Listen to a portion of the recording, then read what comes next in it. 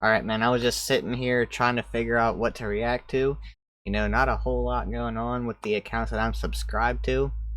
No scary videos from like Nuke's Top 5 or Fearsome Top 5. We did have the Gideon video I just uploaded a few minutes ago.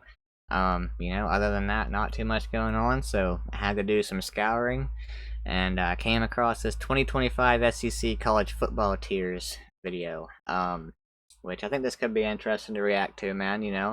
Kind of getting in the college football mood. College baseball is going to be ending soon, which makes me sad to even say that, bro. There's going to be a bit of a dead period after baseball, because there's not going to be any college sports for me to react to until college football comes around. So, I got some ideas of what could be fillers in that time between baseball and football season. Yeah, man, as for now, we got 2025 college football, or SEC college football tiers, so let's get to it, man. This is not a ranking system. This is not a rating system. All we're doing right now is putting these teams in the Southeastern Conference into specific categories as to how we're assessing them as this sits right now heading into the 2025 season. So the first tier that we need to unpack is a tier that we like to call comparison is a thief.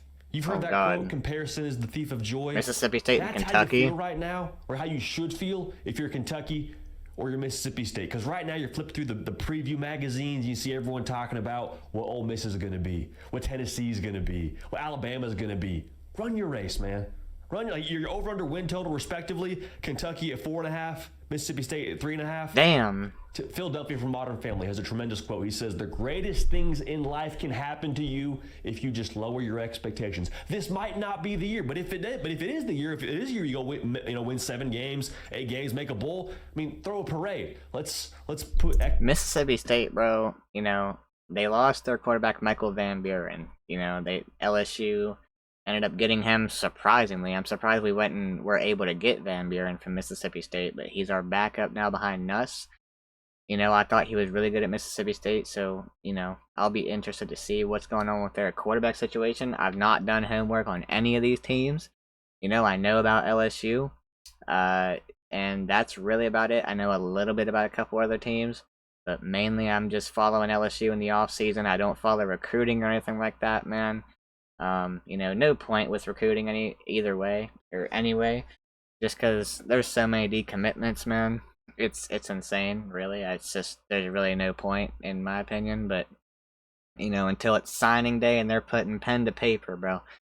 But yeah, I think Mississippi State, they're going to be a solid team. I like Jeff Lebby, obviously the first-time head coach when he took the job at Mississippi State.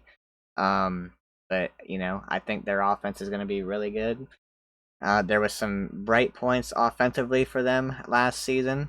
Against Georgia, they put up a good amount of points. And they had some flashes last year with Van Buren at quarterback, might I add. They had some flashes of some good things, man. But even without Van Buren, man, I think they're going to be pretty solid. Kentucky, do they still have Brock Vandagriff? That's my question. I don't know if they do or not. But they did lose Barryon Brown. LSU got him, bro. LSU's got a whole lot of speed, man.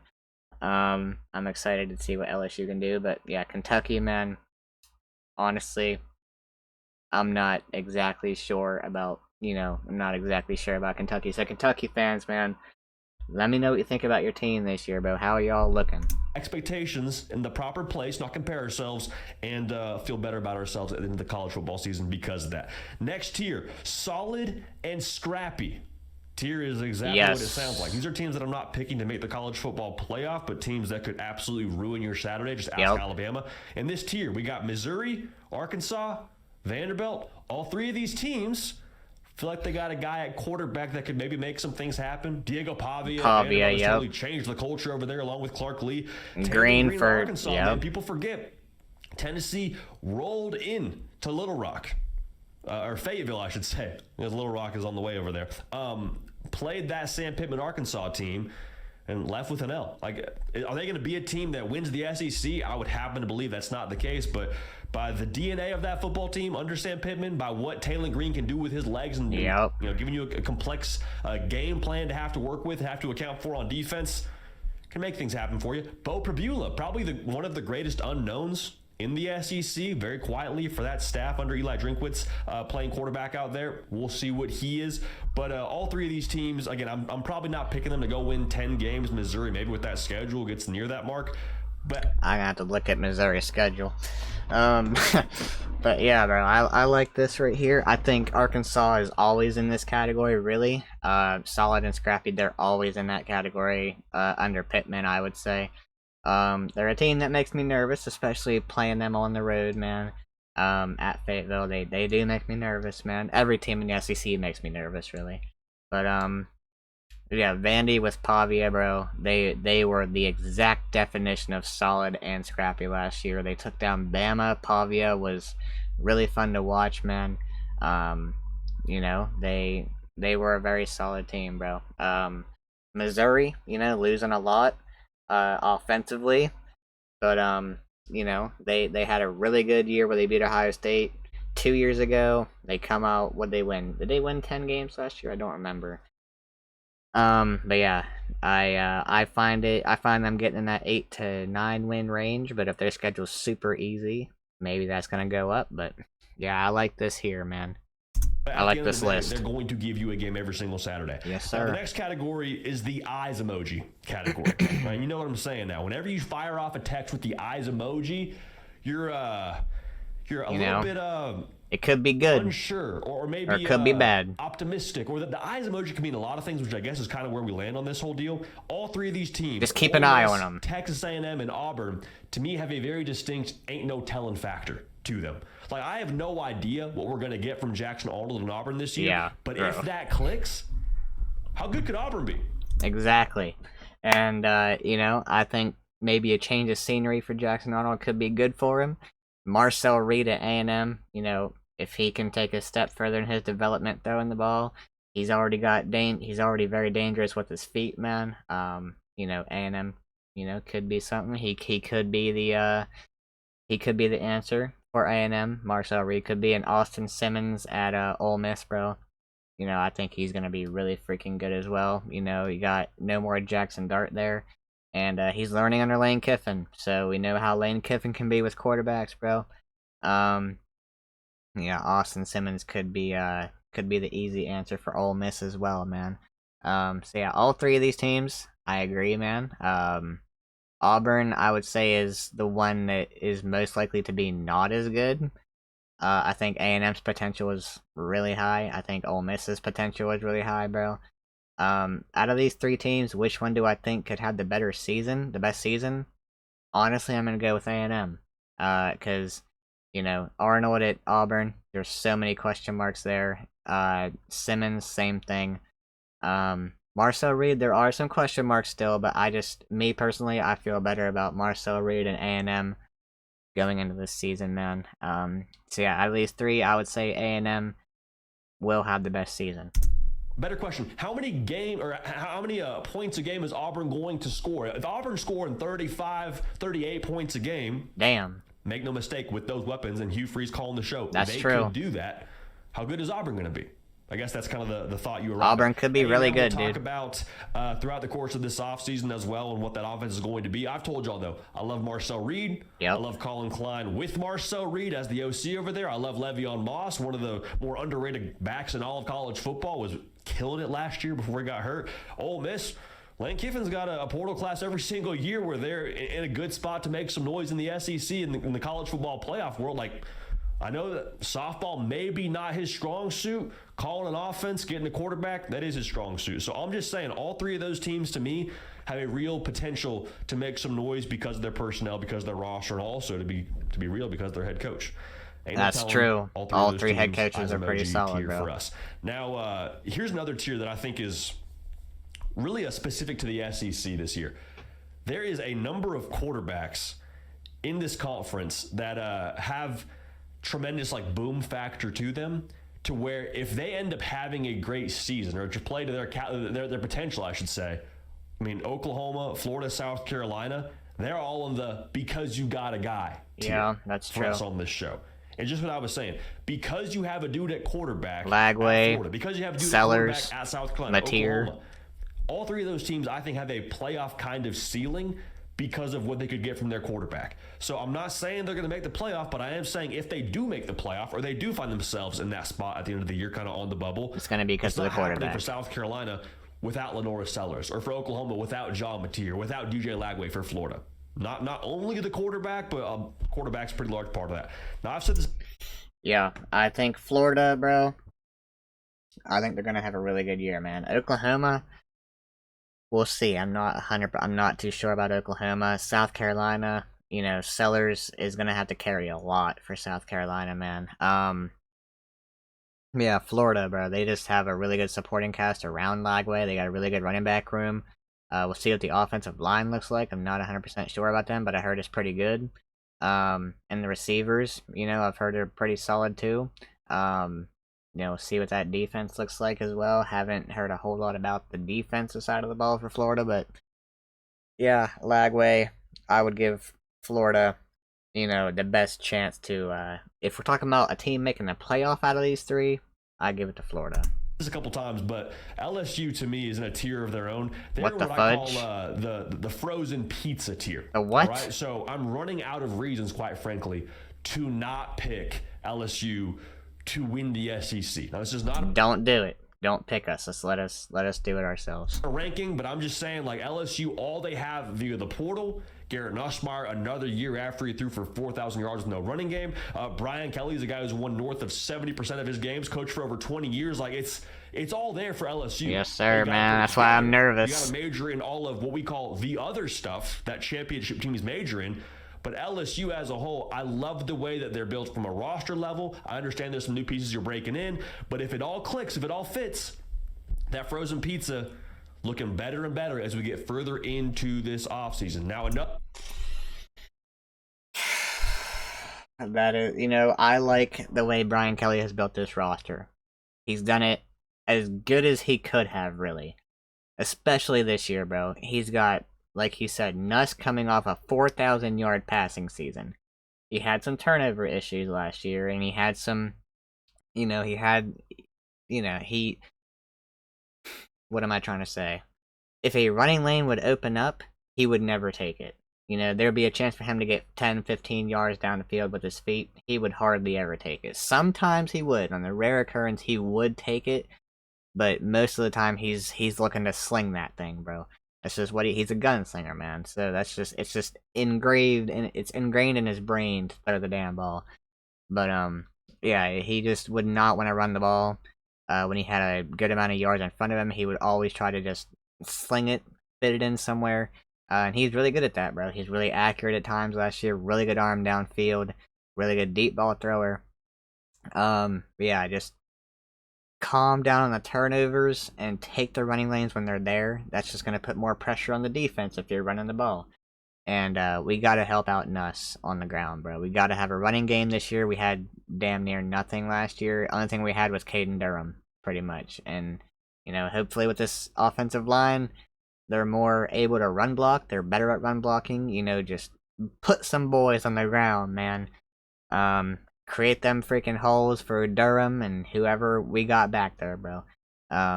If we can get Nuss a running game and the defense is not just sitting back waiting on Nuss to throw the damn ball, we're going to be really good, bro. We're going to be one of the best offenses in the SEC, and, Nuss is going to be in the Heisman conversation. I'm just being honest, bro. That's all we need. We just need to get him some help. We need to get him some help, man. We can't be one-dimensional. We got a lot of speed at receiver, bro. We got Aaron Anderson back. We got Nick Anderson. We got Barryon Brown, bro. We got Chris Hilton. We have dogs at receiver, man. So there's nothing to worry about really offensively. I think we're gonna be fine. Just the question is the running game. Defensively, I'm really happy about us. I think this is gonna be the best defense under Brian Kelly. I think 2023 or 2022's don't remind me about 2023's defense. That shit just pisses me off, man. We should have had a natty. But yeah, 2022 defense, Brian Kelly's first year. We went to the SEC championship. I think that defense was really solid. But this year's defense gonna be the best, man. I have a feeling. But yeah, I agree. I agree here, man. All the pieces are here. Brian Kelly has built this roster as good as he could have. He's attacked the portal. He's killing it in freaking recruiting, man. I, you know, aside from us making the playoff and stuff, I could not ask more from Brian Kelly. Another tier that has to be discussed, though, the don't forget about us tier. As we move into this offseason, it's very funny. It feels like the buzz around a Tennessee and Alabama is maybe less than it has been. People are forgetting about them. Alabama, if they get a dude at quarterback, now make no mistake, I'm not saying a serviceable dude. I'm not saying a guy who can manage the game for you. I'm talking about if you get a real plus at quarterback, whether that's Ty Simpson, Keelan Russell, Austin Mack, whoever it is, if they have a plus at quarterback, they will be a playoff team. Defense is good enough. Weapons are good enough. Kalen DeBoer, Ryan Grubb, I think they're good enough. Like, there's a lot there to where if the quarterback is a guy, they're going to have a chance to not just make the playoff. Tennessee took a shot with Nico leaving. They lost Nico Iamaleava, and I think that maybe muddied the water a little bit as to what they're going to be, but Josh Heupel in Tennessee and what they've built via the portal and the recruiting trail, that's still a really solid roster. Like, Nico didn't light the world on fire last year, as Tennessee fans will tell you. So don't forget about those teams. They're absolutely going to be in the mix. And then our final tier, our top tier, I suppose, if you want to be specific about this, the all-natty tier. It's about a national title for Georgia and Texas. It is, man. Like, I know you have a new quarterback for both those schools, but with what you have built via what I just said for Tennessee, how they've recruited specifically with Texas and Georgia the last couple of years. I mean, Kirby Smart's had a top 10 or a top 3 class, I should say, going now on his 10th season. Texas just wrapped up the number 1 class in America this most previous cycle, and they've had multiple top 5 classes since Steve Sarkisian's been there. The pedigree of the coaching staff, most specifically their head coach, Kirby Smart, you would say, is the best coach in the sport right now. Steve Sarkisian probably entering into that top 3 category in the sport right now.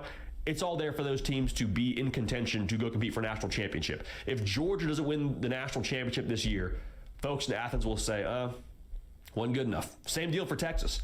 If you need more proof of that, go look to what has happened the last couple of seasons for both those schools. Georgia won the SEC last year.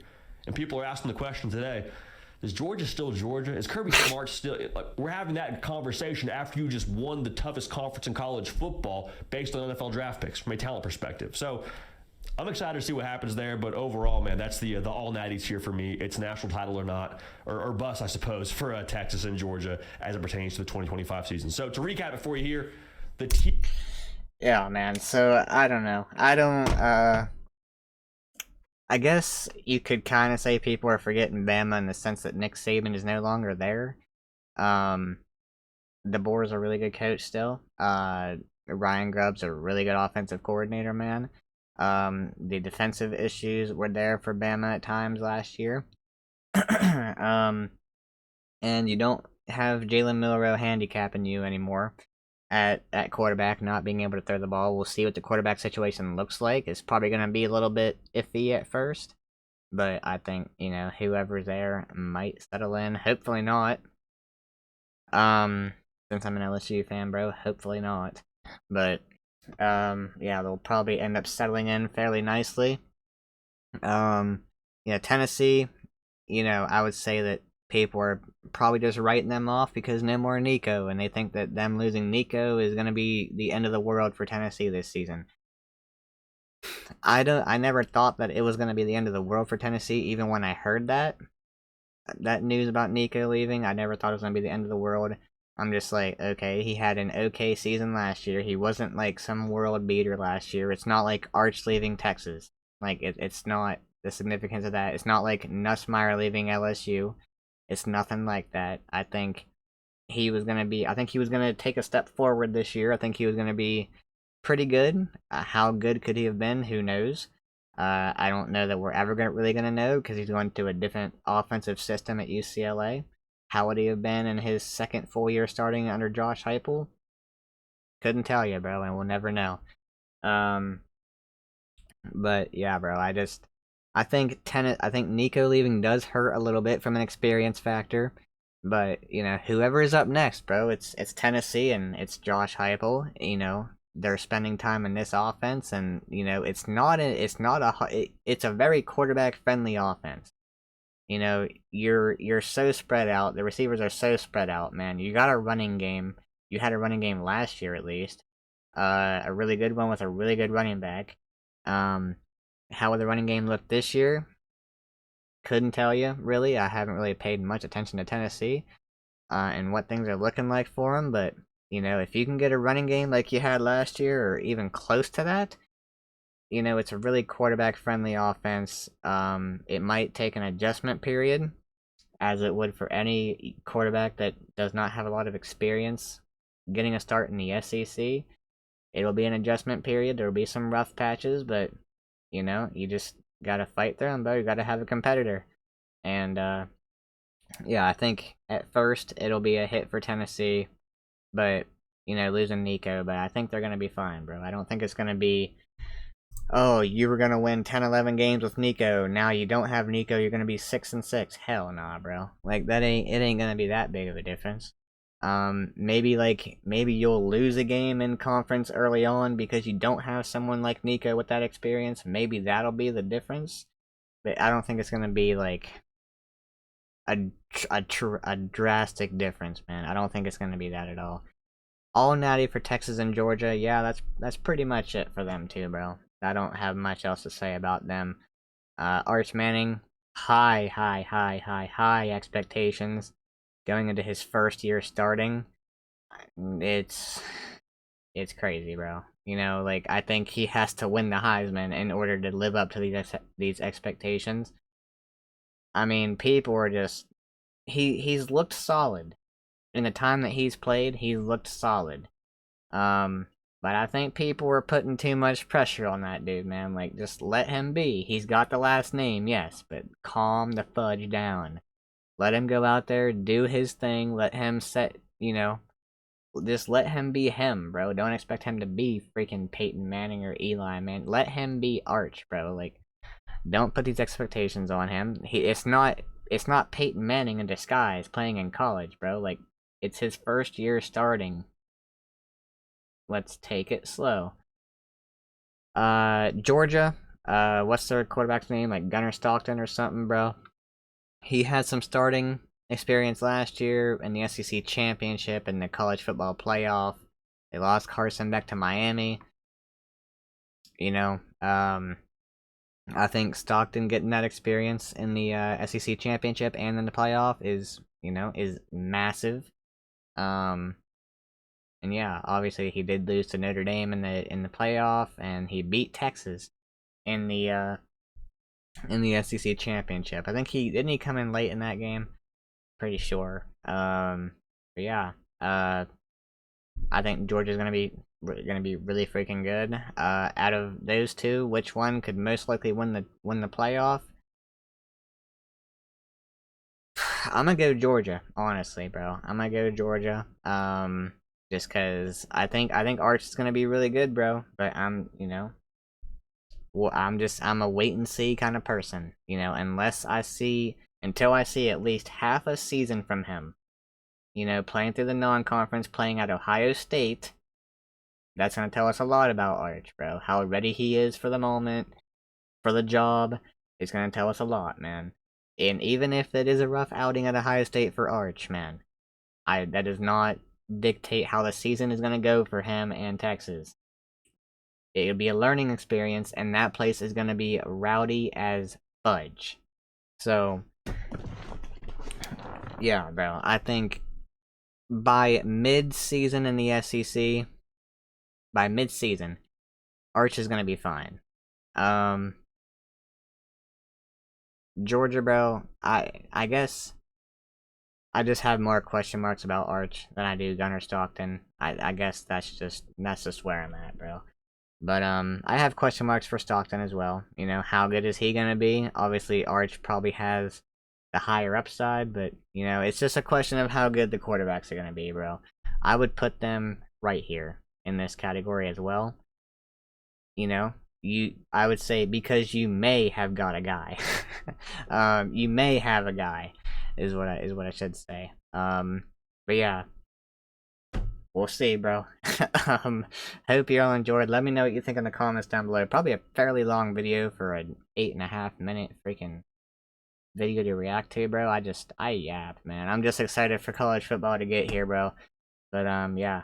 Let me know what you think in the comments down below. Hope y'all enjoyed the video. Please drop a like, hit that subscribe button. I'll catch y'all in the next one, man.